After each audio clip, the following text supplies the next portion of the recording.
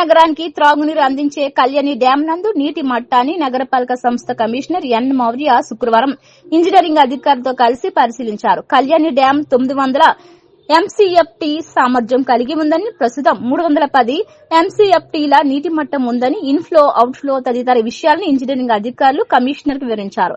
ఈ సందర్భంగా కమిషనర్ మాట్లాడుతూ నగరంలోని ప్రజలకు త్రాగునీటి ఇబ్బందులు రాకుండా చూడాలని అన్నారు.